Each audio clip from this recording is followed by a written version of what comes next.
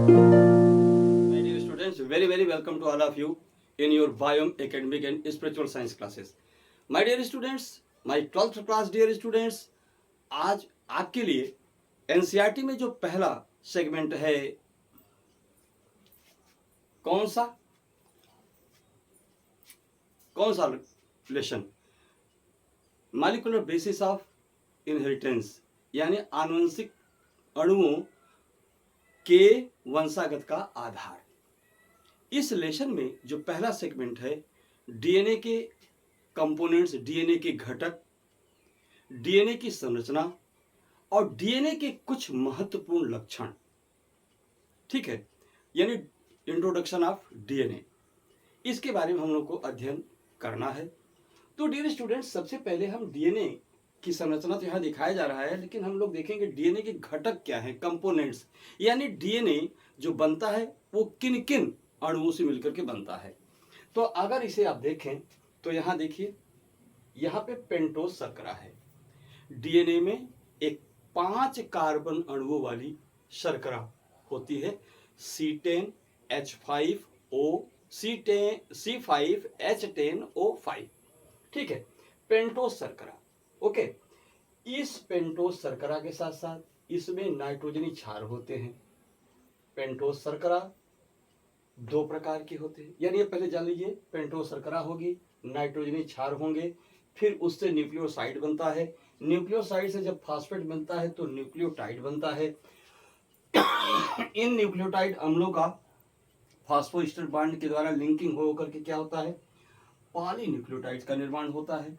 और यही पॉलीन्यूक्लियोटाइड जब स्पाइरली अरेंज हो जाते हैं, कॉइल फॉर्म में आ जाते हैं, तो डीएनए की संरचना होती है, ठीक है। ऐसे ही आरएनए की भी संरचना होती है। फर्क यह है कि डीएनए डबल हेलिक्स यानी द्विसूत्री अणु होता है और आरएनए एक सूत्री वाला अणु होता है, एक सूत्र वाला, एक लड़ी वाला अम्ल होता है।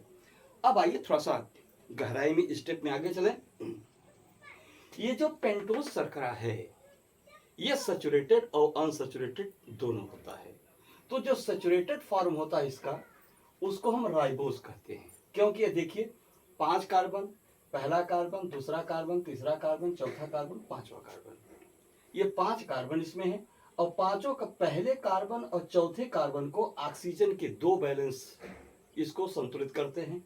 इस प्रकार से अगर इसमें हाइड्रोजन और ऑक्सीजन कार्बन की संख्या का आंकड़ा निकाले, कैलकुलेशन करें, तो इसमें 5 कार्बन, 10 हाइड्रोजन और 5 ऑक्सीजन मिलते हैं। यह राइबोज शर्करा कहलाती है। लेकिन इस दूसरे कार्बन पर यहां जो हाइड्रोक्सिल है, हाइड्रोक्सिल OH, इस OH का यदि O एब्सेंट हो जाए, यानी एक ऑक्सीजन की कमी हो जाए, तब यही पेंटोज शर्करा डीऑक्सीराइबोज कहलाने लगती है। क्या कहलाती है? डीऑक्सीराइबोज। ध्यान रखिएगा, यहाँ डीऑक्सीराइबोज में देखिए यहाँ नीचे H ही है, 2 H है, इसमें ऑक्सीजन की कमी हो गई, जिसके कारण इसका फार्मूला हो जाता है, इसका एम्पिरिकल फार्मूला हो जाता है C5H10O4, यानी इसमें एक ऑक्सीजन की कमी हो जाती है, एक ऑक्सीजन की डिमांड बढ़ जाती है।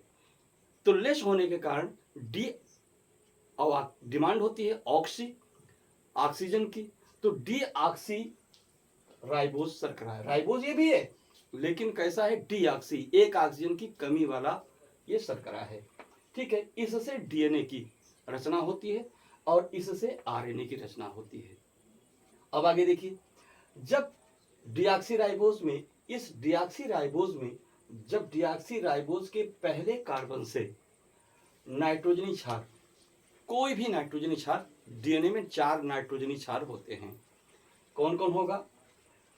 प्यूरेंस होंगे, double standard purines, double ring standard, double ring संरचना वाले प्यूरेंस होंगे, जिसमें AG एडेनिन और ग्वानिन आता है, और सिंगल रिंग, एक छल्ले, एक रिंग संरचना वाले पिरिमिडिन्स होते हैं, जिसमें साइटोसिन और थायमिन आता है, ठीक है। तो क्रमशः इन चारों में से किसी न किसी के संयोग से क्या होता है? न्यूक्लियोसाइड की रचना होती है। न्यूक्लियोसाइड कैसे बनेगा?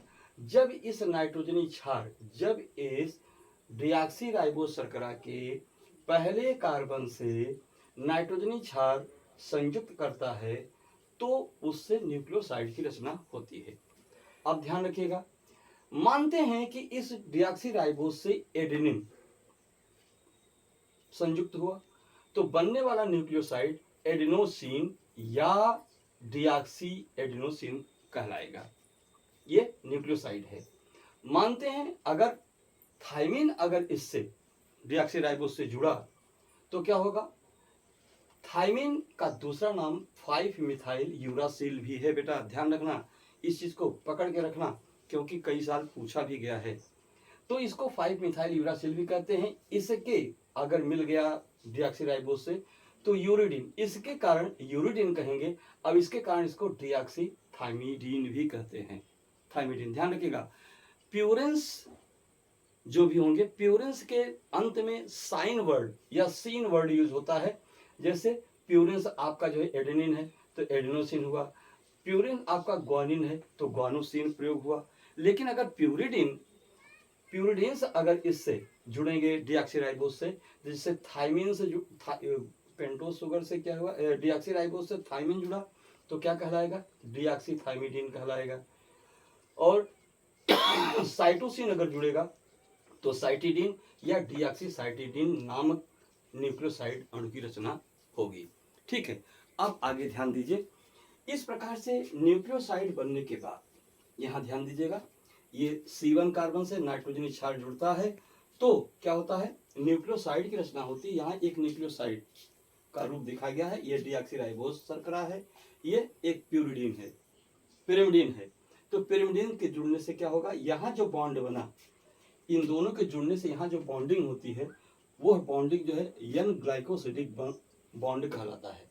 यानी डीऑक्सीराइबोज कार्बन के पहले कार्बन और नाइट्रोजनी क्षारों के बीच में संयोजन जब संयोग होगा तो हर संयोग में एक अणु पानी निकलेगा और साथ ही साथ वहां पर जो बॉन्ड बनेगा उसको एन ग्लाइकोसिडिक बंध कहा जाता है।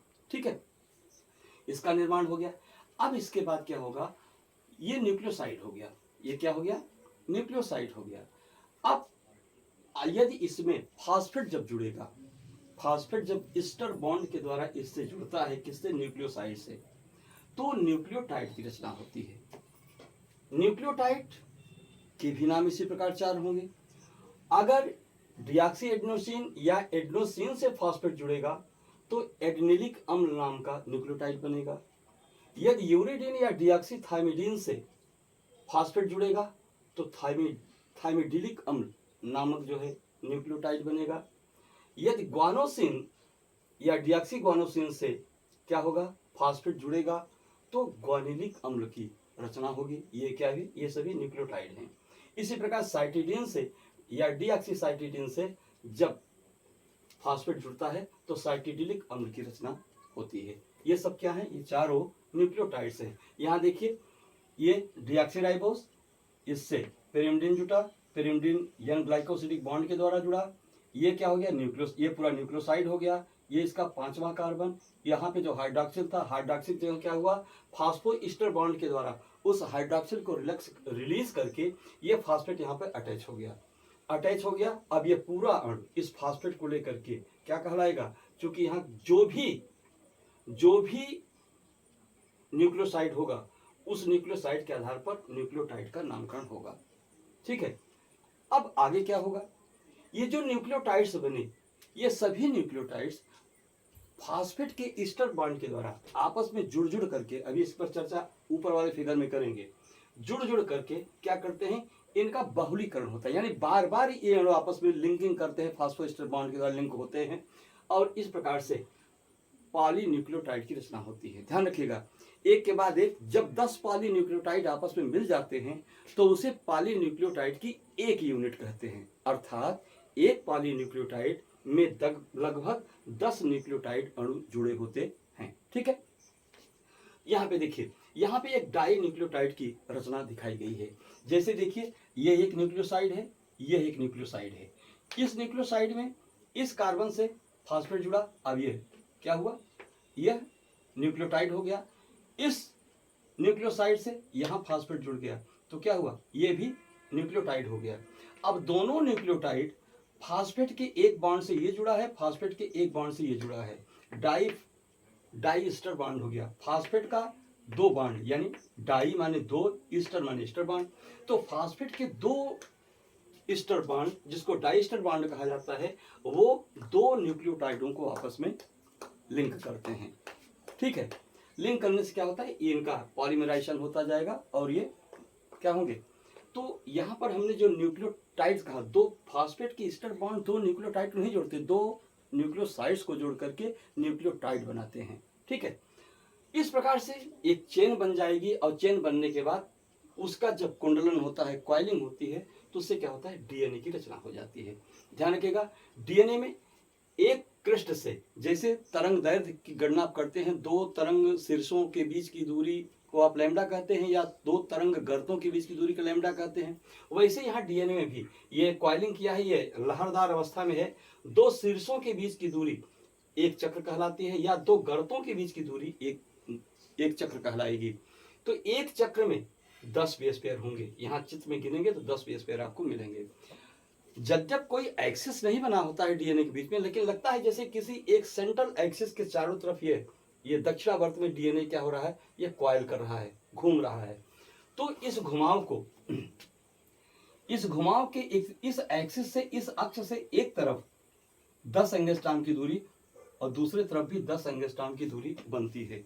यानी कहने का मतलब डीएनए में जो डीएनए के घुमाव के बीच में जो व्यास होता है वो 20 एंगस्ट्रॉम का होता है। त्रिज्या 10 हुआ तो व्यास भी 20 होगा। आगे चीज, यहाँ पर जो ये दो स्टैंड हैं, दोनों स्टैंडों के बीच में ये जो क्षार युग्मों की, ये जो सीढ़ी की डाणे जैसी जो रचना देख रहे हैं, ये यही क्षार युग्म है। क्या है, ये क्षार युग्म है। तो एज ए ओवर आप इसको जो है देख लिए। अब आइए थोड़ा सा इसमें गहनता पे देखते हैं, ये कैसे फॉर्म करता है, जरा इसको देखिए। ठीक है, यहाँ देखिए, यहाँ फास्फेट है, इससे कोई संबंध नहीं है। तो डीएनए के मुख्य प्राथमिक घटक कौन कौन होते हैं, यहाँ पे आप देख सकते हैं। डीएनए में फास्फेट होता है, डीएनए में नाइट्रोजनी क्षार होते हैं, डीएनए में डीऑक्सीराइबोस शर्करा होती है। मुख्य रूप से यही मिलकर के न्यूक्लियोसाइड बनाते हैं, न्यूक्लियोसाइड से न्यूक्लियोटाइड बनेगा, फिर पॉलीन्यूक्लियोटाइड, वही जो है डीएनए होता है। अब आइए जरा इसको देखते हैं कौन कैसे क्या जुड़ता है। तो डियर स्टूडेंट, ये देखिए यहाँ पर अभी ये डीऑक्सीराइबोस है। इस डीऑक्सीराइबोस से जब ग्लाइकोसिडिक बॉन्ड के द्वारा ये एडिनोसिन इससे जुड़ेगा, तो यह पहले कार्बन, ध्यान रखें, ये पहला कार्बन, दूसरा, तीसरा, चौथा, पांचवा कार्बन यहाँ है किसका, डीऑक्सीराइबोस का। जब पहले कार्बन से ये एडेनिन जुड़ेगा तो यह पूरा अणु क्या हो जाएगा, एडिनोसाइन हो जाएगा, एक न्यूक्लियोसाइड हो जाएगा। इसी प्रकार इससे जब साइटोसिन जुड़ेगा तो यह भी क्या हो जाएगा, यह भी पूरा फास्फेट को छोड़ करके ये क्या हो जाएगा, ये भी एक न्यूक्लियोसाइड हो जाएगा, जिसका नाम साइटिडीन होगा, इसका नाम एडिनोसाइन। जब ये बॉन्डिंग हो गई, न्यूक्लियो यानी ग्लाइकोसिडिक बॉन्डिंग हो गई, तो यह साइटिडीन हो गया। अभी ये डीऑक्सीराइबोस है, ये ग्वानिन है, अलग अलग हैं। अब यहाँ पे इनके बीच में बॉन्डिंग हो गई, इसके पहले कार्बन और इनके बीच में बॉन्डिंग हो गई। ये कौन से बॉन्ड है, यह ग्लाइकोसिडिक बॉन्ड है। अब ये भी क्या हुआ, यह भी एक प्रकार का क्या हो गया, ग्वानोसिन हो गया, ग्वानोसिन हो गया। यहाँ पर थायमिन इस प्रकार से इससे जुड़ा, अब क्या हुआ, यह भी एक थायमिडीन न्यूक्लियोसाइड हो गया। ठीक, इसी प्रकार से नीचे के भी सूत्र में देखिए, पहले कार्बन से एडेनिन जुटा तो एडिनोसाइन हो गया, ये इससे साइटिडीन जुड़ गया तो यह साइटिडीन हो गया, इससे ग्वानिन जुड़ गया तो ये ग्वानोसिन हो गया, इससे थायमिन जुड़ गया तो यह थायमिडीन हो गया। हम जानते हैं फास्फेट पर क्या होते हैं, 3 वैलेंसी होती है, 3 नेगेटिव वैलेंसी होती है। ज़्यादा डेप्थ में नहीं जा रहे हैं, हमको डीएनए का कंसेप्ट क्लियर करना है, इसलिए आप इतना जानिए कि फास्फेट पर, जबकि फास्फेट फास्फोरिक एसिड के रूप में आता है यहाँ पर रिएक्शन के लिए। ठीक है, तो क्या होता है, अब इसके बाद क्या होगा, ये सभी न्यूक्लियोसाइड क्या होंगे, न्यूक्लियोटाइड्स बनेंगे। ये न्यूक्लियोसाइड सब बन गए, अभी तक तो सब अलग अलग थे, लेकिन अब ये न्यूक्लियोटाइड हो गए।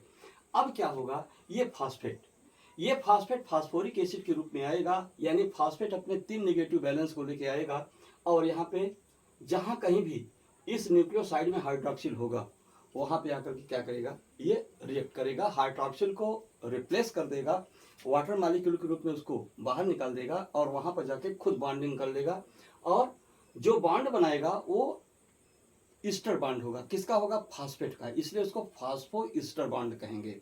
ठीक है, तो यहाँ देखिए बॉन्डिंग हो रही है। अब प्रश्न ये है कि यहाँ पर तो दो हाइड्रोक्सिल हैं, एक यहाँ पे हाइड्रोक्सिल है, एक यहाँ पे हाइड्रोक्सिल है, तो किसको रिप्लेस करेगा। ध्यान रखिए यहाँ पर सुविधा के लिए मैंने बाहर दिखा दिया है, जबकि हकीकत क्या होता है, तीसरे कार्बन का हाइड्रोक्सिल क्या होता है, अंदर के साइड में होता है। ठीक है, तो जब फॉस्फेट आएगा तो जो जहां पर इजिली हाइड्रोक्सिल अवेलेबल होगा, आसानी से हाइड्रोक्सिल जहां उपलब्ध होगा, सबसे पहले वही रिएक्ट करेगा।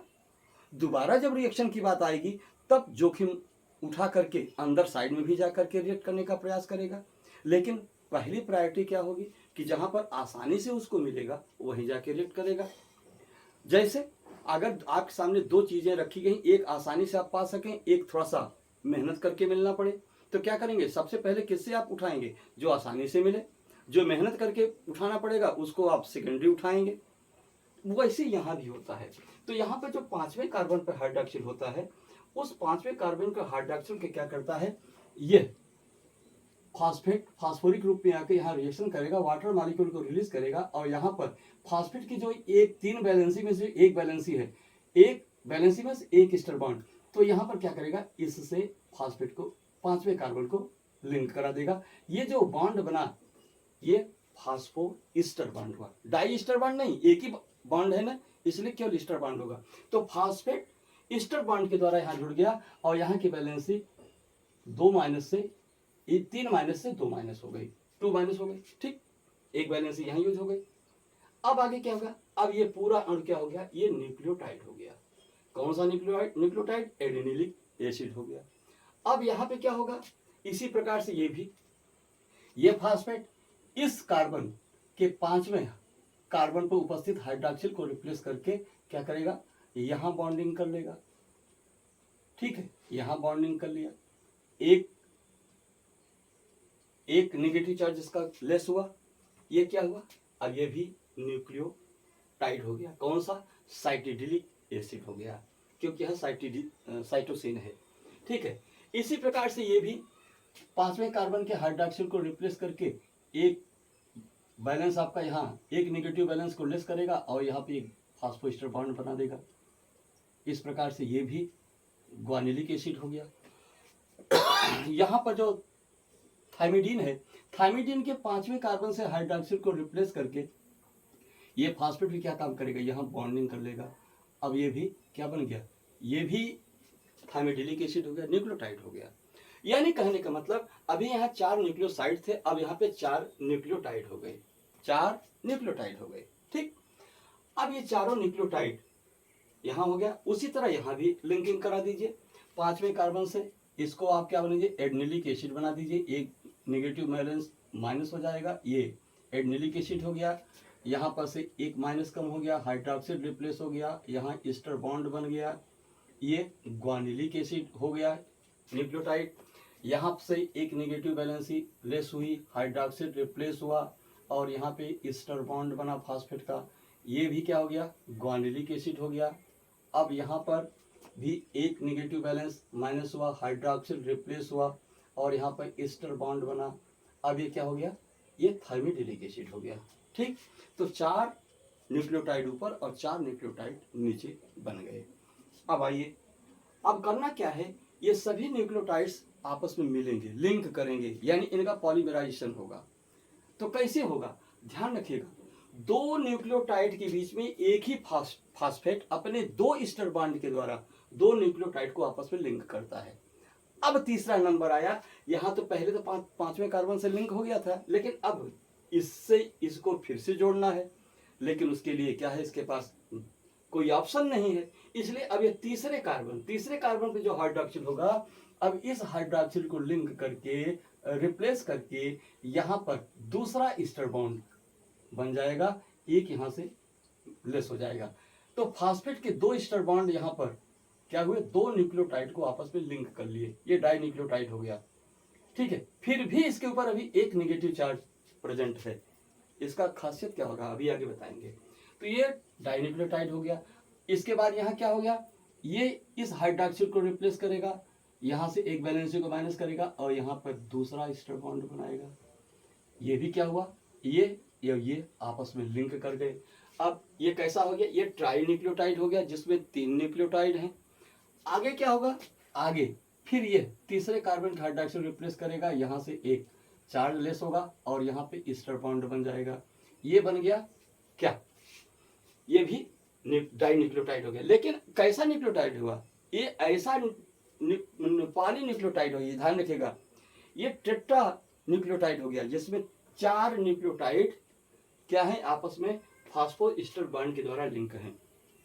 इसी प्रकार से यहाँ भी बना दीजिए। यह हाइड्रोक्सिल रिप्लेस हुआ, इसका एक चार्ज लेस हुआ और यहाँ पर दूसरा एस्टर बॉन्ड बन गया। ये डाइन्यूक्लियोटाइड हो गया, ये रिप्लेस हुआ, ये मान रिजेक्ट हुआ और यहाँ पे ये डाई बना था, ये ट्राइन्यूक्लियोटाइड हो गया। यहाँ से हाइड्रोक्सिल लेस हुआ, यहाँ से एक चार्ज लेस हुआ और यहाँ पर क्या हुआ, ये बॉन्डिंग एस्टर बॉन्ड बन गया। फास्फेट की एक एस्टर बॉन्ड यहाँ पहले बना था, दूसरा एस्टर बॉन्ड यहाँ बन गया। इस प्रकार से ये क्या हुआ, ये भी टेट्रा न्यूक्लियोटाइड हो गया। और ध्यान रखना बेटा, पॉलीन्यूक्लियोटाइड यानी इस प्रकार से जब 10 न्यूक्लियोटाइड के मॉलिक्यूल्स आपस में फास्फोडाइस्टर बॉन्ड के द्वारा लिंक करते हैं तो पॉलीन्यूक्लियोटाइड बनता है। क्योंकि आपसे भी मैंने बताया कि पॉलीन्यूक्लियोटाइड में एट लिस्ट क्या होंगे, 10 न्यूक्लियोटाइड होते हैं। क्या होते हैं, 10। अब अगला स्टेप सुनिए। अगले स्टेप के लिए अब जानना है, अब हमें क्या करना है, ये 2 चेन टेट्रा न्यूक्लियोटाइड के 2 चेन बन गए जो एक दूसरे के क्या हैं, सेम दूरी पे हैं।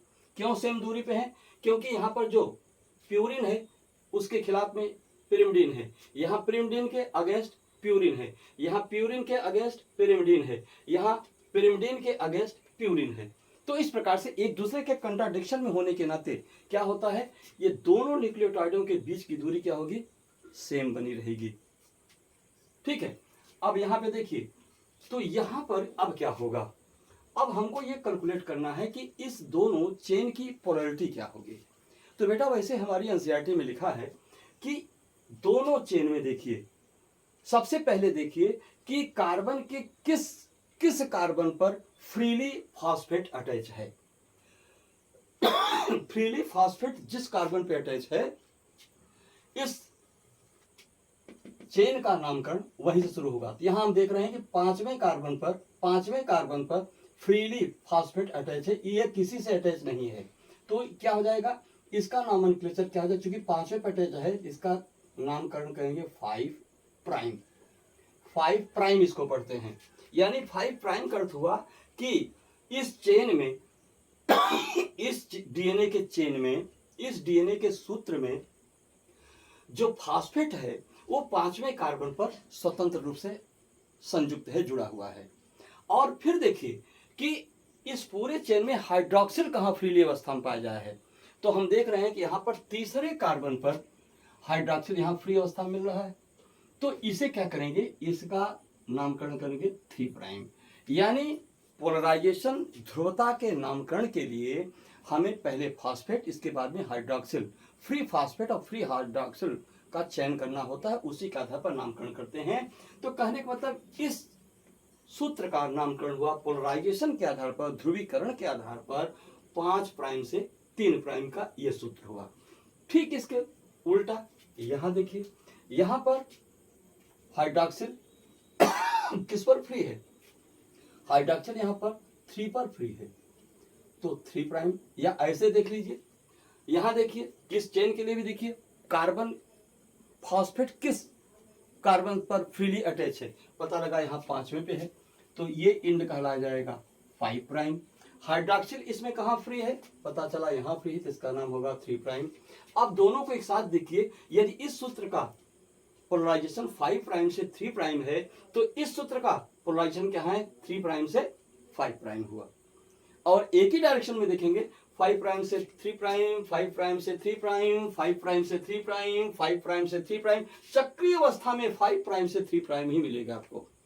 सामने से देखेंगे तो इसका नामकरण होगा 5 प्राइम से 3 प्राइम और 3 प्राइम से 5 प्राइम।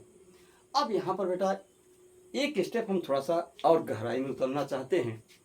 ये 5 प्राइम से 3 प्राइम किस आधार पर? पोलराइजेशन, ध्रुवीकरण, ध्रुवता, इलेक्ट्रोनेगेटिविटी का आकलन कर रहे हैं। आप ही बताइए, अगर कोई चीज आपके पास ध्रुवता का जो निर्धारण किया जाता है वो इलेक्ट्रोनेगेटिविटी के आधार पर किया जाता है। ध्यान रखिएगा, यहां पर कितने नेगेटिव चार्ज हैं? 2 हैं। और वहां पे नेगेटिव चार्ज कितना है? 1 है। तो नामकरण क्या करते हैं? हमेशा नामकरण मैक्सिमम से लोअर की तरफ किया जाता है, अधिकतम से न्यूनतम की तरफ। तो यहां पर नेगेटिविटी -2 की है, वहां पे नेगेटिविटी -1 की है, इसलिए नामकरण कहां करेंगे? -2 टू -1। -2 पे बैठा है फास्फेट, 5वां कार्बन है, तो 5 प्राइम से 3 प्राइम, यानी पोलराइजेशन कहां है? इलेक्ट्रोनेगेटिविटी क्रम से हाई से लो किस लेवल पे घटती जा रही है? 5वें कार्बन से तीसरे कार्बन की तरफ पोलराइजेशन क्या हो रहा है? फ्लो कर रहा है। उसे वही चीज यहां हुआ, पोलराइजेशन, यहाँ नेगेटिविटी पोटेंशियल यहाँ क्या है? -2 का है, -1 -1 -1 -1, वहां -1, तो क्या हुआ? -2 से -1, यानी 5 से 3 की तरफ इसकी ध्रुवता हुई। दूसरी चीज आप क्या देख रहे हैं कि ध्रुवता के आकलन के बाद अब क्या देखते हैं? आप देखेंगे कि एक चेन दूसरे चेन का क्या है?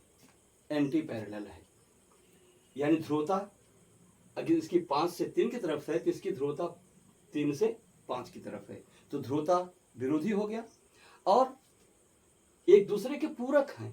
प्यूरिन चार्गाफ के नियमानुसार आपने पढ़ा है कि किसी भी डीएनए में जो 2 सूत्र होते हैं, दोनों सूत्रों के बीच में जो अंदर की तरफ क्षार प्रक्षेपित होते हैं, उनकी मात्रा उसके पूरक के बराबर होती है। और हम लोग जानते हैं एडेनिन का पूरक थाइमिन, साइटोसिन का पूरक ग्वानिन, ग्वानिन का पूरक साइटोसिन और थाइमिन का पूरक एडेनिन होता है।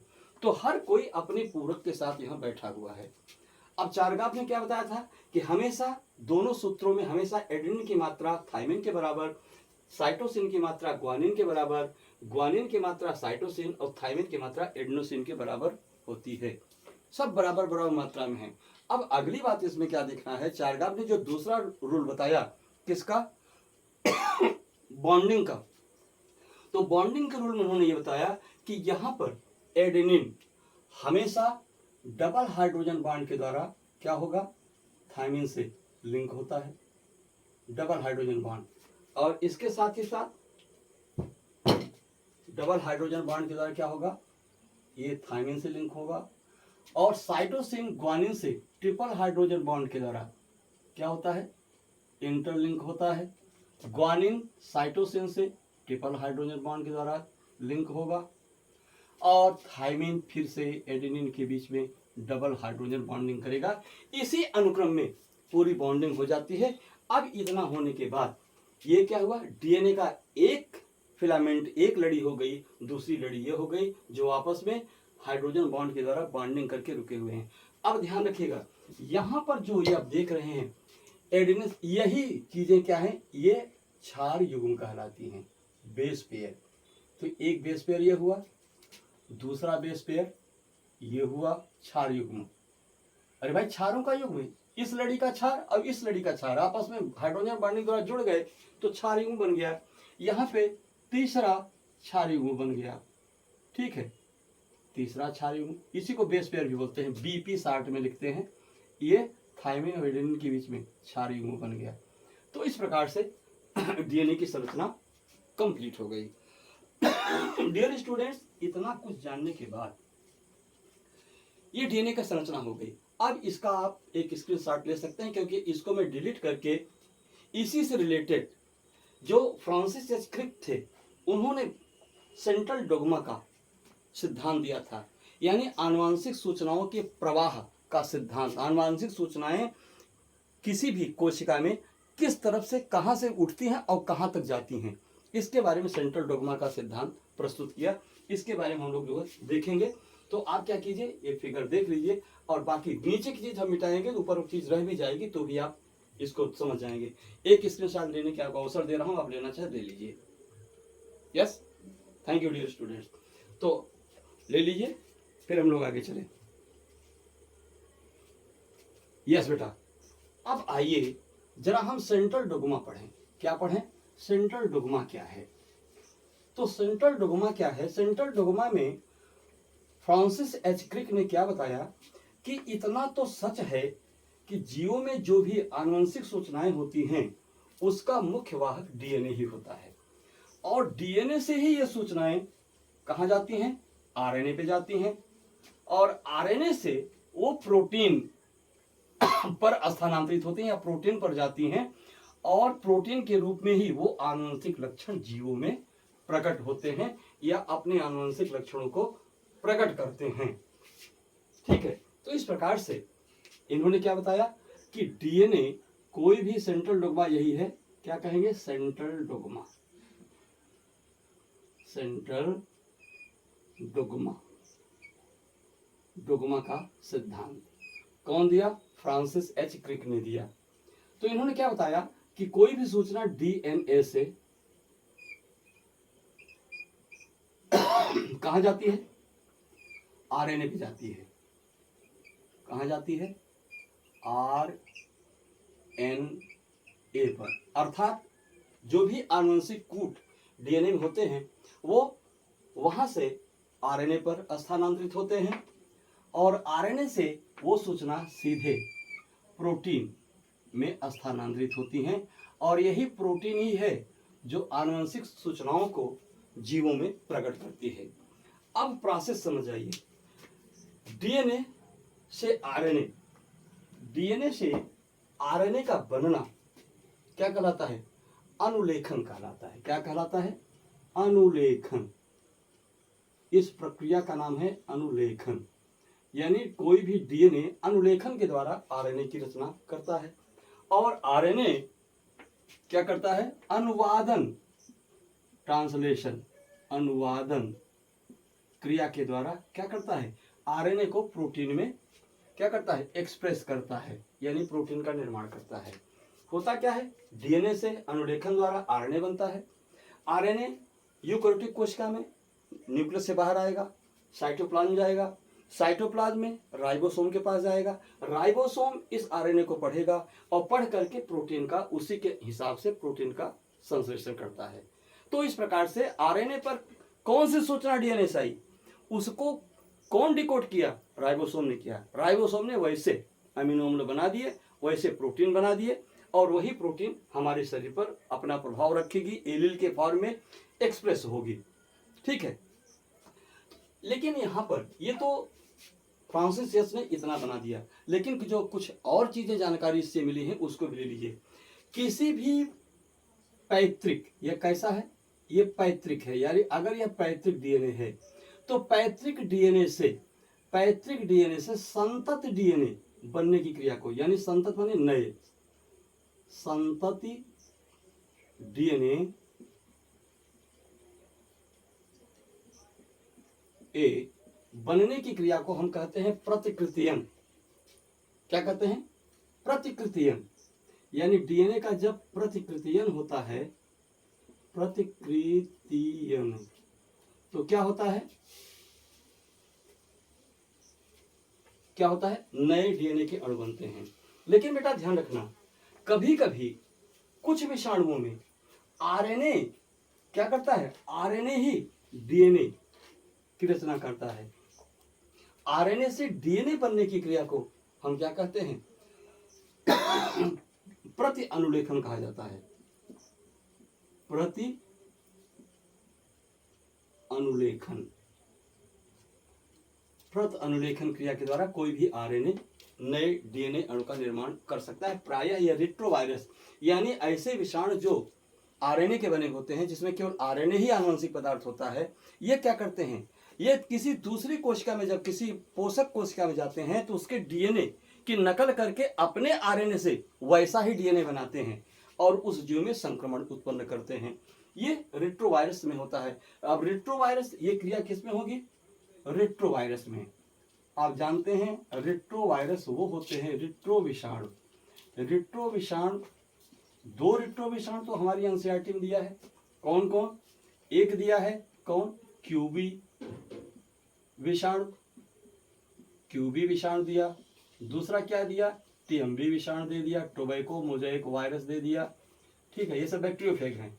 अगला क्या है, एचआईवी का विषाणु है, ये भी रेट्रो है। और अभी 2019 में जिस भयानक बीमारी से पूरा पॉपुलेशन जो है डिस्ट्रॉय हुआ, वो कोविड का विषाणु।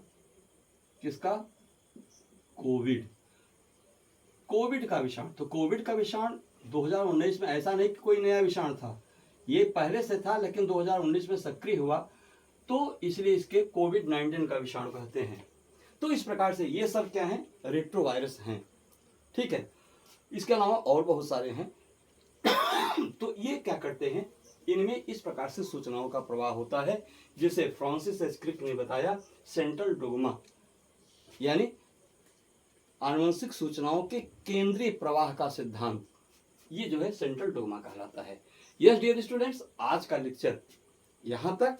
अब इसके बाद जो नेक्स्ट पेज पर आप देखेंगे, नेक्स्ट पेज में आप क्या देखेंगे, डीएनए से संबंधित महत्वपूर्ण लक्षण, सूचनाएं, जिसे आपको पढ़ना है, समझना है और अच्छी तरह नोट करके अपने को तैयार रखना है।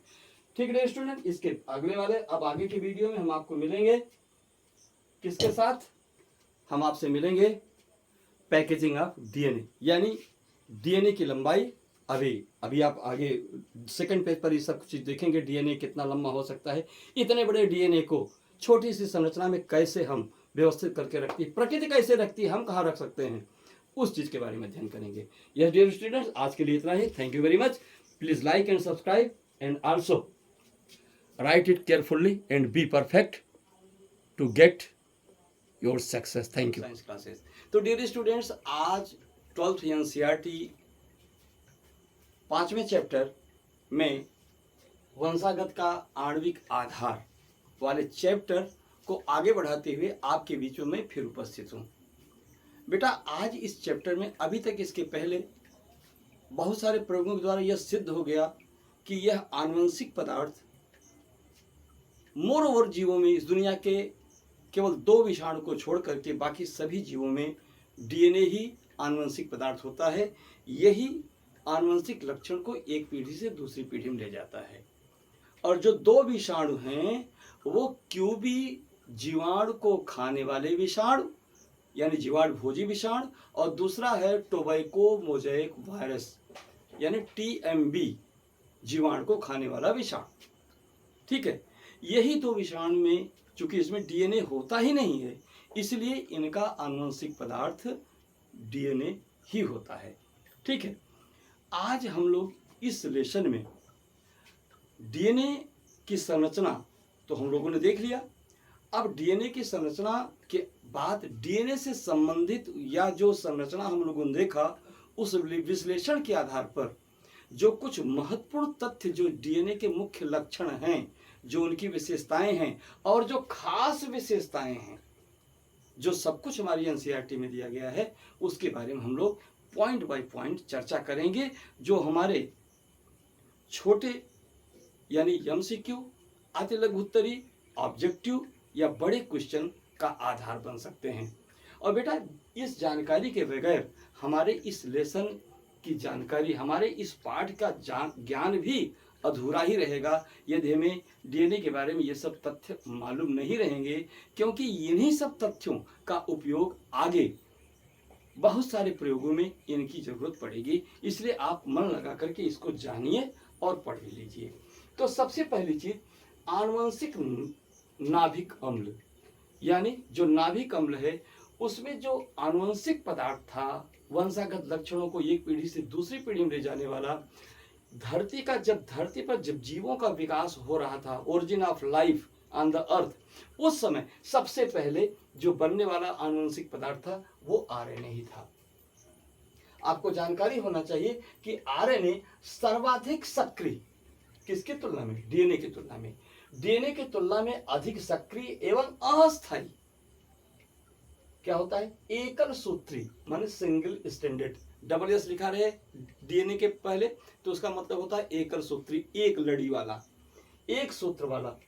आरएनए क्या होता है, मात्र क्यूबी एवं टीएमबी जीवाणु भोजी विषाणु में क्या होता है, यह आनुवंशिक पदार्थ होता है बाकी किसी भी जीव में आरएनए आनुवंशिक पदार्थ नहीं होता है। कहने का मतलब आरएनए यदि डीएनए के साथ उपस्थित है तो आरएनए के 3 काम होते हैं: प्रोटीन संश्लेषण, स्थानांतरण या अनुकूलन, एडाप्टेशन। ये 3 काम आरएनए करता है यदि डीएनए की उपस्थिति में वो होता है तो। ठीक है, तो इस प्रकार से जो दूसरा इसी से बनने वाला जो दूसरा आनुवंशिक पदार्थ जो सर्वाधिक जीवों में होता है वो होता है डीएनए। ठीक है, तो डीएनए उक्त 2 को छोड़ करके उक्त सभी जीवों में जो आनुवंशिक पदार्थ होता है वो डीएनए होता है। अब आइए हम लोग डीएनए और आरएनए की परिभाषा के बारे में जानकारी कर लें कि इसको हम किस रूप में परिभाषित करें। तो ध्यान रखिएगा, डीएनए या आरएनए न्यूक्लियोटाइड के लंबे बहुलक होते हैं। पीछे प्रयोग के द्वारा हम लोगों ने देख भी लिया, संरचना जब देख रहे थे, संरचना के द्वारा हम देख रहे थे बहुत सारे न्यूक्लियोटाइड्स क्या हो रहे थे, आपस में किस प्रकार से फास्फोडाइस्टर बॉन्ड के द्वारा बंध करके लंबी लंबी श्रृंखलाएं बना रहे थे। तो इस प्रकार से हम कह सकते हैं कि डीएनए या आरएनए न्यूक्लियोटाइड के लंबे बहुलक होते हैं। कितने लंबे हो सकते हैं? हर जीवों में इनकी लंबाई भिन्न भिन्न होती है। ठीक है, अब ध्यान रखिएगा, जिस डीएनए के बारे में हम लोग चर्चा करते हैं, पूरे संसार के सभी जीवों के डीएनए एक जैसे नहीं होते हैं, थोड़ा बहुत अंतर होता है। इस आधार पर कुल 5 प्रकार के डीएनए के बारे में जानकारी प्राप्त की जा सकी है। ए डीएनए, जिसमें 11 बेस पेयर प्रति चक्र होता है। एक चक्र में क्या होते हैं? 11 बेस पेयर होते हैं, और इसमें जो कुंडलन होता है, कुंडलन घुमाव, वो क्या होता है? घड़ी के यानी दक्षिणावर्त होता है, क्लॉकवाइज होता है। ठीक है, इसी प्रकार से जो बी डीएनए है, बी डीएनए में 10 बेस पेयर 10 क्षार युग्म प्रति चक्र होता है, इसका घुमाव भी दक्षिणावर्त होता है, क्लॉकवाइज। सी डीएनए में 9.3 बेस पेयर प्रति चक्र होता है, घुमाव इसका भी दक्षिणावर्त होता है। आप यहाँ कंफ्यूज करेंगे, कहेंगे कि सर कि ये दशमलव में फ्रेगमेंट में कैसे बेस पेयर हो सकते हैं? बेटा, ये सारी जो चीजें वो एवरेज हैं। क्या है? एवरेज हैं, एग्जैक्ट संख्या नहीं है, ये एवरेज निकाला गया है कि इतना है तो पर टर्न कितने, क्या एवरेज आ रहा है, ये एवरेज है। 11, 10, 9.3 ये सब क्या है? एवरेज है, क्या है? अनुपात है।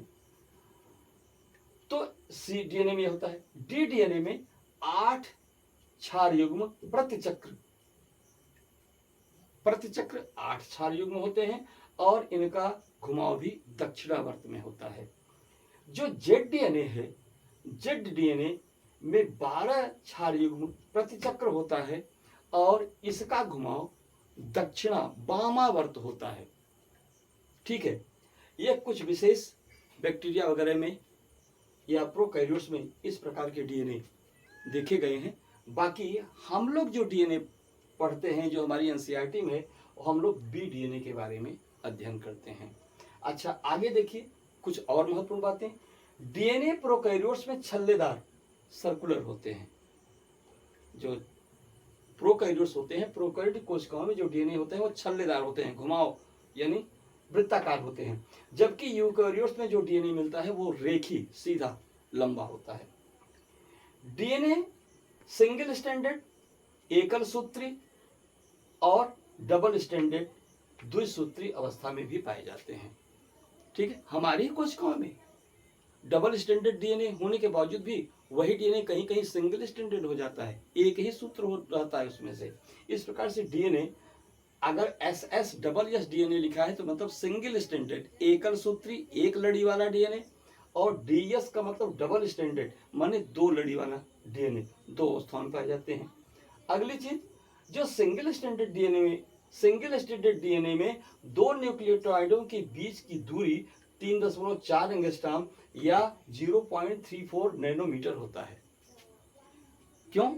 क्योंकि जो सिंगल स्टैंडर्ड डीएनए होता है उसमें क्षार युग्म नहीं बनते हैं, उसमें केवल न्यूक्लियोटाइड ही होते हैं।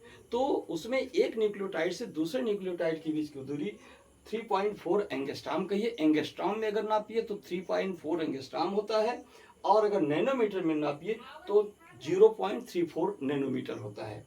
आगे देखिए, और इस प्रकार से जो बी डीएनए है जिसको हम लोग देख रहे हैं, बी डीएनए के डबल स्टैंडर्ड डीएनए में क्षार युग्मों जिसको बेस पेयर भी कहते हैं। बी का मतलब बी माने बेस, पी माने पेयर, बी माने बेस माने क्षार, पी माने पेयर माने युग्म।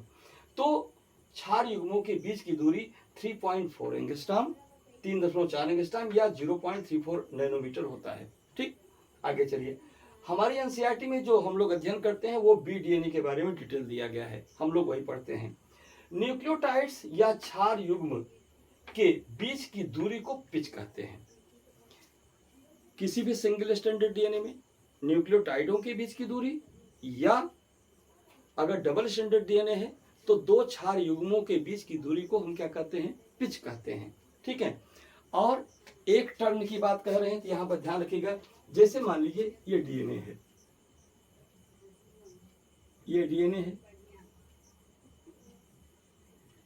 ठीक है। यहां देखिए, अगर यहां से ये क्रस्ट है तो यहां से लेकर के यहां के बीच की दूरी एक टर्न कहलाएगी, या यहां से लेकर के या यहां से लेकर के यहां के बीच की दूरी ये एक टर्न कहलाती है।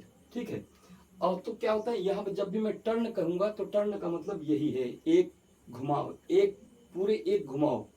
तो बी डीएनए में एक घुमाव में क्या होते हैं, 10 बेस पेयर होते हैं, 10 क्षार युग्म होते हैं। आगे आइए, कुछ और भी जानकारी।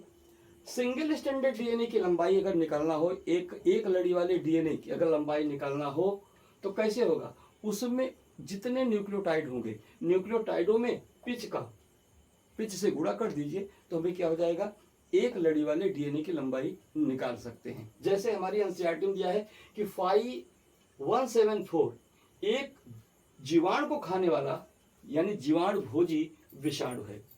इस जीवाणु भोजी विषाणु में कुल 5386 क्या होते हैं, न्यूक्लियोटाइड होते हैं। अब 5386 न्यूक्लियोटाइड के आधार पर अगर इस 5174 जीवाणु भोजी विषाणु का डीएनए की लंबाई अगर हमें निकालना हो तो कैसे निकालेंगे, अरे भाई इसी में पिच 3.4 एंगस्ट्रॉम से गुणा कर दीजिए। तो मैंने गुणा कर दिया, 3.4 एंगस्ट्रॉम से गुणा कर दिया तो कितना आया, 18,312.4 एंगस्ट्रॉम आ गया। अब चूंकि एक एंगस्ट्रॉम में 10⁻⁻10 मीटर होता है, इसी में हम 10⁻⁻10 मीटर से अगर गुणा कर दें तो यही वैल्यू क्या हो जाएगी, मीटर में मिल जाएगी। तो मीटर में मिलने में क्या हो जाएगा, ऋण 10 ऋण कर देंगे तो क्या हो जाएगा, 10⁻⁻10 है तो क्या हो जाएगा, दशमलव जहां है वहां से क्या हो जाएगा, वो क्या हो जाएगा, 10 पॉइंट लेफ्ट भाग जाएगा। तो इस प्रकार से इसकी वैल्यू इतना मीटर आ गया, 0.000001833124 मीटर हो गया। अब इसका अगर निकटतम मान निकाल ले 10 डेसिबल में तो आ जाएगा 1.83124 इंटू 10⁻⁻6 मीटर। ठीक, तो इस प्रकार से 5174 के में जो डीएनए होता है सिंगल स्टैंडर्ड एकल लड़ी वाला, उसकी लंबाई इतना मीटर होती है। अब आइए, दूसरा डबल स्टैंडर्ड डीएनए है, दो लड़ी वाला डीएनए, जिसको लैम्डा जीवाणु भोजी का डीएनए कहते हैं। क्योंकि लैम्डा भी क्या होता है, जीवाणु का भक्षण करने वाला एक विषाणु है। इसमें चूंकि डबल स्टैंडर्ड है, इसमें क्षार युग्म होते हैं। तो सिंगल स्टैंडर्ड में न्यूक्लियोटाइड से आप कैलकुलेशन कर सकते हैं और डबल स्टैंडर्ड में क्या होंगे, क्षार युग्म होंगे। तो क्षार युग्मों की संख्या कितनी होगी, 48,502 होती है। 48,502 क्षार युग्म होते हैं। बेटा इन सबको याद करना पड़ेगा, जरूरत पड़ने पर पूछे भी जाते हैं। तो इतनी संख्या है। अब इस लैम्डा की लंबाई निकालना हो क्या करेंगे, इसमें भी 3.4 एंगस्ट्रॉम से मल्टीप्लाई कर देंगे, उसका क्या आ जाएगा, इसकी लंबाई जो है एंगस्ट्रॉम में मिल जाएगी, 10⁻10 मीटर से गुणा कर देंगे तो उसकी वैल्यू किस में आ जाएगी, मीटर में मिल जाएगी। अब आई एस्चेरिचिया कोलाई। एस्चेरिचिया कोलाई क्या होता है, ये जीवाणु है। इसमें कुल क्षार युग्मों की संख्या 4.6 इंटू 10⁻6 बेस पेयर होता है। यानी एस्चेरिचिया कोलाई में कुल 4.6 4.6 गुणे 10⁻6 बेस पेयर होते हैं। ठीक है, इससे भी आप कैलकुलेशन करके निकाल सकते हैं। उसी आधार पर जो मानव की अगुणित कोशिका है, हेप्लॉइड मानव कोशिका, यानी ओवम हो चाहे स्पर्म हो, इसमें जो डीएनए होते हैं उसमें उस डीएनए में कुल क्षारों की संख्या, कुल क्षार युग्मों की संख्या कितनी होती है? 3.3 इंटू 10⁻9 बेस पेयर, 3.3 गुणे 10⁻9 क्षार युग्म इसमें होते हैं। इनकी भी कैलकुलेशन आप करके निकाल सकते हैं। लेकिन जो द्विगुणित सोमैटिक कायिक कोशिकाएं होती हैं, उनमें जो डीएनए मिलते हैं, उस पूरे गुणसूत्र में उपस्थित डीएनए में कुल कितने क्षार युग्म होते हैं? 6.6 इंटू 10⁻9 बेस पेयर, 6.6 गुणे 10⁻9 क्षार युग्म उसमें होते हैं। ठीक है, अब आइए, तो द्विगुणित मानव कोशिका की लंबाई कितनी होगी, इसका कैलकुलेशन जरा हम लोग मीटर में करें तो कैसे होगा? हम जानते हैं कि क्षार युग्मों की कुल संख्या गुणे पिच, आपस में गुणा कर देंगे तो क्या हो जाएगा? हमें उस एक कायिक कोशिका में 46 गुणसूत्रों की डीएनए की पूरी लंबाई कितनी होगी मीटर में हम निकाल सकते हैं। कैसे निकालेंगे आइए देखते हैं। अब यहाँ पे कुल क्षार युग्म कितने हुए? 6.86 इंटू 10⁻9, 10⁻9। इसमें हमने पिच से गुणा कर दिया, तो वैल्यू आ गया 22.44 गुणे 10⁻9 एंगस्ट्रॉम। यह वैल्यू किस में मिली हमें? एंगस्ट्रॉम में। चूंकि हम जानते हैं, चूंकि 1 एंगस्ट्रॉम बराबर 10⁻10 मीटर। अब इसमें हम क्या काम करेंगे? इसलिए 22.44 में 10 गुणे 10⁻9 एंगस्ट्रॉम में हम क्या करेंगे? एंगस्ट्रॉम को उठा के उसको 10⁻10 मीटर कर देंगे। एंगस्ट्रॉम को हमने मीटर में बदल दिया तो क्या हो जाएगा? अब ये वैल्यू क्या हो जाएगी? 22.44 गुणे 10⁻1 मीटर हो गया, क्योंकि यह 9 इस -10 से जब क्या हुआ एडजस्ट किया, इसको हमने घटाया तो क्या हुआ? ये जो है 10⁻1 आया। अब क्या हुआ? 10⁻1 है, इस वैल्यू को अगर आपको हटाना है तो डेसिमल को यहाँ से उठा करके एक पॉइंट आगे खिसका दीजिए तो क्या हो जाएगा? 2.244 मीटर। क्या हुआ? ये एक मानव कोशिका, एक कायिक मानव कोशिका, एक डिप्लॉयड मानव कोशिका में जो 46 गुणसूत्र होते हैं, उस 46 गुणसूत्रों को अगर ट्रेस कर दिया जाए तो उसकी लंबाई 2.244 मीटर, 2.244 मीटर लंबाई आती है। अब आगे ध्यान रखिएगा, चूंकि ऐसा भी गणना मिला है कि एक स्वस्थ मानव के शरीर में कुल 10⁻14 कोशिकाएं होती हैं। कितनी? 10⁻14 कोशिकाएं होती हैं। तो अगर एक कोशिका में इतना मीटर लंबा डीएनए है तो 10⁻14 कोशिकाओं में कुल कितना मीटर लंबा डीएनए होगा? यानी पूरे शरीर में डीएनए की लंबाई कितनी हो जाएगी? 2.2 गुणे 10⁻14 से गुणा कर दिया, आ गया मीटर में आया।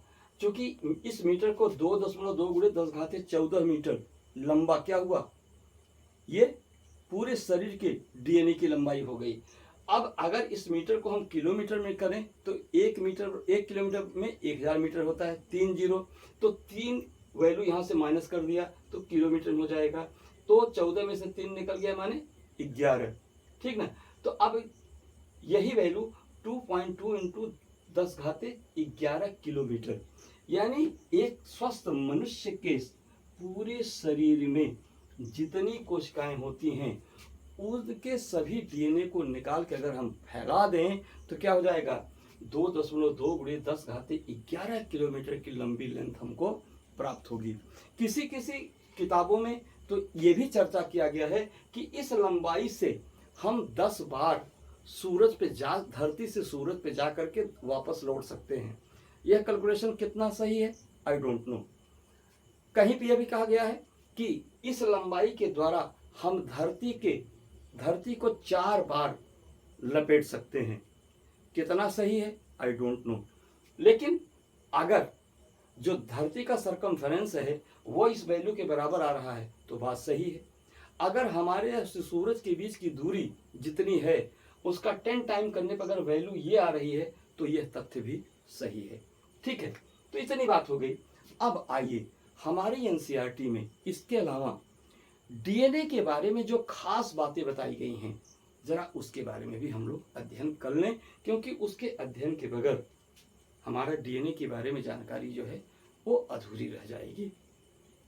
तो द्विकुंडलित, अच्छा हाँ, एक बात और जान लीजिए, अगर सिंगल स्टैंडर्ड डीएनए है और सिंगल स्टैंडर्ड आरएनए भी होता है, अब हम आपसे पूछ लें कि अगर सिंगल स्टैंडर्ड डीएनए आपके इलेक्ट्रॉन माइक्रोस्कोप के सामने रखा है और सिंगल स्टैंडर्ड आरएनए भी रखा है, how will you identify, how will you differentiate between this to?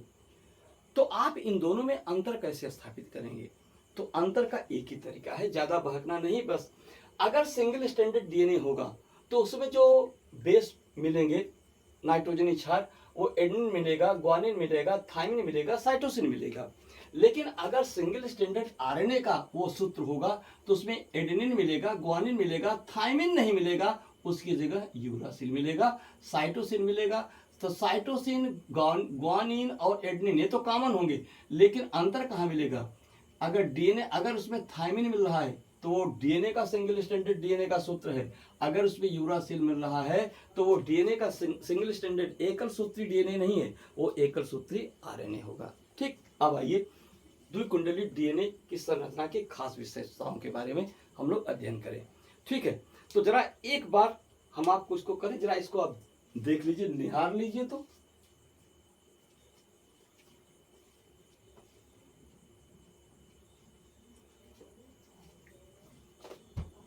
Yes my dear students, आइए हम लोग द्विकुंडली डीएनए के खासियत विशेषता के बारे में अध्ययन करें, जो कि हमारी एनसीईआरटी में भी लिखा है, जरा इसको समझना है। तो कह रहे हैं कि डीएनए दो पॉलीन्यूक्लियोटाइड श्रृंखला का बना होता है। डीएनए क्या होता है? दो श्रृंखलाओं का बना होता है, दो सूत्री होता है। ये दोनों श्रृंखलाएं पॉलीन्यूक्लियोटाइड की बनी होती हैं। इसका जो आधार होता है, डीएनए का जो आधार होता है, वो शर्करा और फास्फेट। शर्करा कौन? डीऑक्सीराइबोस शर्करा और फास्फेट के जुड़ने से बनता है, जिसको कहते हैं कि यही बैकबोन होती है डीएनए की। और जो क्षार होते हैं, ये नाइट्रोजन क्षार, ये दोनों सूत्रों के अंदर की तरफ प्रक्षेपित होते हैं, एक इधर का एक इधर का, अंदर तरफ प्रक्षेपित होते हैं। दूसरी चीज, दोनों श्रृंखलाओं में प्रति समानांतर ध्रुवता होती है। यानी एक सूत्र की ध्रुवता यदि 5 प्राइम से 3 प्राइम की तरफ होगी तो दूसरे की ध्रुवता 3 प्राइम से 5 प्राइम की तरफ होगी। यानी ध्रुवता के आधार पर एक सूत्र दूसरे सूत्र का क्या होता है? काउंटर होता है, यानी यानी विरोधी होता है, अपोजिट, और एक दूसरे के पूरक होते हैं। दूसरे साथ खासियत क्या है कि डीएनए में एक सूत्र क्या होता है, वो नाइट्रोजन बेस के आधार पर दूसरे सूत्र का क्या होता है? पूरक होता है, कंप्लीमेंट्री। एक सूत्र में अगर क्षार एडेनिन है तो दूसरे सूत्र में उसका कंप्लीमेंट्री क्षार थाइमिन होगा। अगर एक सूत्र में क्षार क्या है? ग्वानिन है, तो दूसरे सूत्र में उसका कंप्लीमेंट्री क्या होगा? साइटोसिन होगा। तो इस प्रकार से एक दूसरे के पूरक होते हैं। ये लाइन बहुत महत्वपूर्ण है, इसको आप पकड़ के चलिएगा।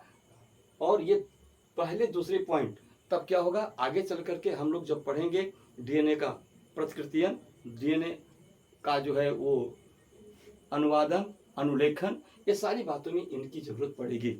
ठीक है, दूसरी चीज देखिए, दोनों डीएनए के दोनों रज्जकों के क्षार आपस में हाइड्रोजन बंध द्वारा युग्मित होकर क्षार युग्म अर्थात बेस पेयर बनाते हैं। ठीक, क्लियर है मामला।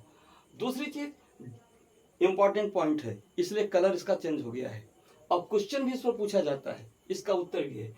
डीएनए के दोनों रज्जकों में प्यूरेंस सदैव पिरिमिडिन्स के विपरीत दिशा में होते हैं। यानी एक सूत्र में, डीएनए के दोनों सूत्रों में, अगर जहां पर एक सूत्र में जहां प्यूरिन होगा, ठीक उसके विपरीत दूसरे सूत्र में पिरिमिडिन होगा।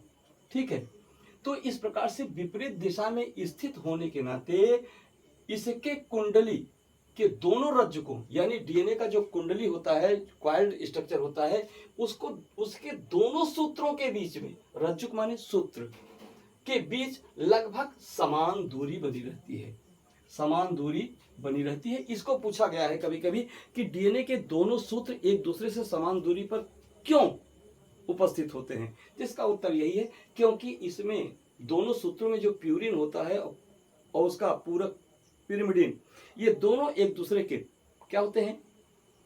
प्रति समानांतर होते हैं। इसी वजह से क्या होता है, इनके बीच में दूरी बराबर बनी रहती है।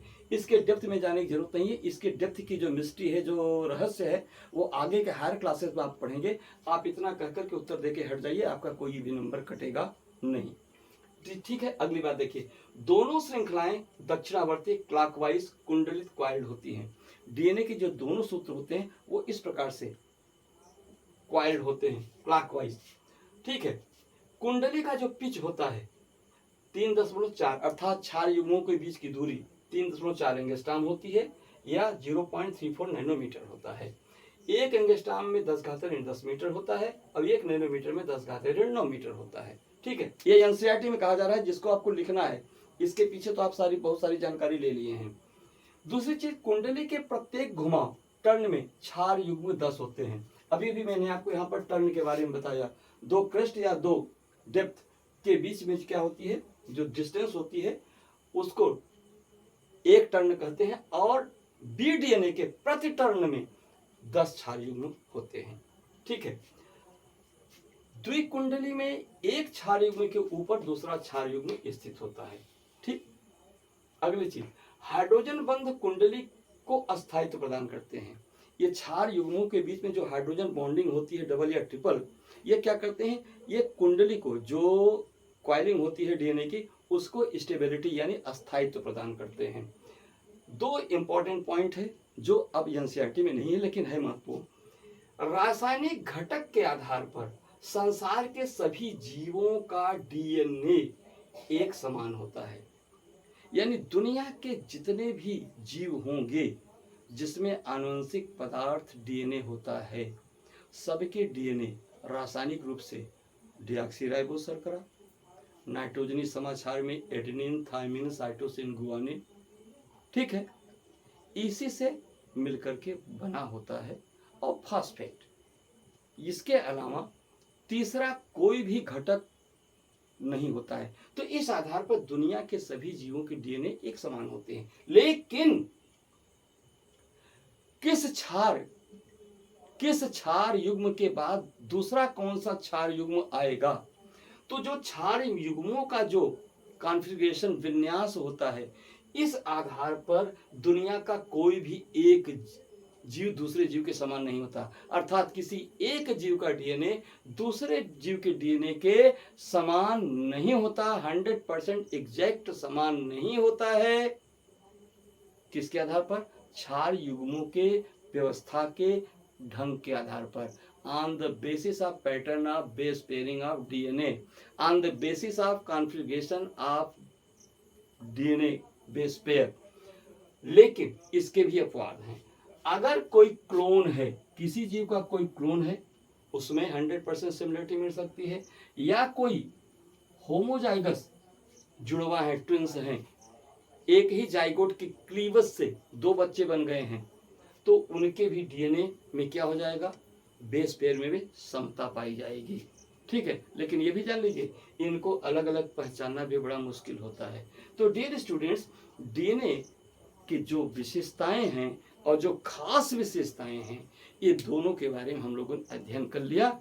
अब इसके बाद नंबर आता है, हम लोग पढ़ेंगे, क्या पढ़ेंगे, हम लोग पढ़ेंगे कि इतने बड़े डीएनए को एक छोटे से न्यूक्लियस में कैसे रखा जाता है, कैसे सेटअप किया जाता है, इसकी पैकेजिंग कैसे होती है, इसके बारे में अध्ययन करेंगे। और अगले वीडियो का आप लोग एंजॉय कीजिए। अब इसको भी लाइक कीजिए, सब्सक्राइब कीजिए और आगे बढ़ाइए, खुद भी बढ़िए और अपने सर को भी बढ़ने का मौका दीजिए। Thanks dear student, very very thanks to you for today. Thank you, bye.